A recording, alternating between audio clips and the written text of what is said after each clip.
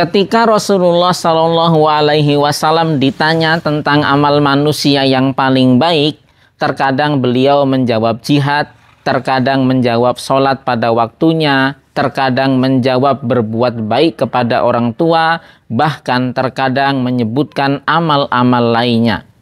Apakah beliau tidak konsisten? Tentu bukan demikian maksudnya. Amal itu semuanya berpotensi menjadi amal yang paling baik jika dikerjakan dengan sempurna di saat kemalasan menghantuinya. Semakin besar kemalasan tapi tetap disempurnakan pekerjaannya, maka semakin berkualitas hasilnya. Sobat Quran yang dimuliakan Allah, maka amalan seseorang yang paling baik adalah amalan yang dilakukan ketika diiringi dengan perlawanan menghadapi rintangannya. Semakin besar rintangannya, semakin besar pula pahalanya. Surat Al-Hadid ayat 11 menyebutkan bahwa tidak sama pahala pengorbanan harta sebelum merdeka dengan pengorbanan setelah merdeka. Bahkan Rasulullah Shallallahu Alaihi Wasallam pernah mengatakan bahwa infak yang paling baik adalah yang kita keluarkan ketika kita dalam keadaan pelit dan susah. Apabila rasa malas datang saat menghafal Al-Quran, sambutlah dengan mulai menghafalkannya segera. Apabila menghafal pada saat malas mulai menghampiri itu berat, menghafal setelah Anda mengizinkan malas itu menginggapi diri Anda tentu lebih berat lagi. Apabila Anda yakin akan mampu menghafal setelah malas itu datang, tentu menghafal sebelum malas itu datang jauh lebih ringan. Secara definitif, mungkin malas itu menunjuk pada perasaan berat mengerjakan pekerjaan yang harus dikerjakan. Rasa malas akan datang apabila kegiatan menghafal itu tidak segera dimulai.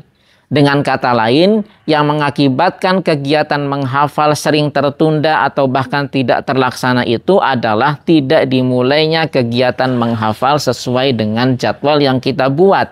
Kuncinya adalah bersemangat. Bahkan kemalasan itu menjadi lebih bermakna apabila disandingkan dengan semangat. Dari sisi spiritual, malas adalah pengaruh bisikan setan yang diperturutkan. Mengapa melawan bisikan setan itu berat? Karena terkadang kita masih memperturutkan dan belum ada perlawanan sedikit pun.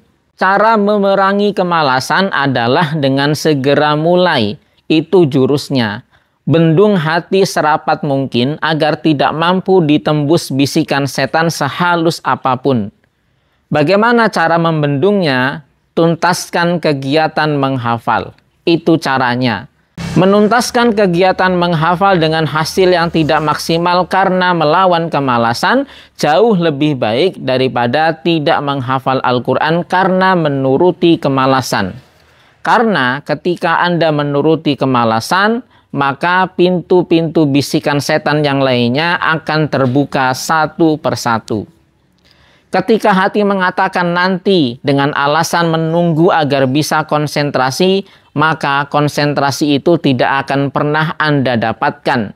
Karena akan datang bisikan-bisikan lain yang akan menjadi pembenaran Anda untuk menunda menghafal kembali. Apabila Anda merasakan bahwa saat ini sangat berat memulai hafalan, maka pada saat berikutnya menghafal itu akan lebih berat lagi. Apabila sekarang saja sudah banyak gangguan, bagaimana setelahnya? Tentu akan lebih banyak lagi. Siapapun tidak akan pernah mengetahui apa yang akan menimpanya setelah ini. Ingat, malas tidak akan kalah hanya dengan pengingkaran hati. Malas hanya akan kalah dengan segera mulai dengan tindakan fisik.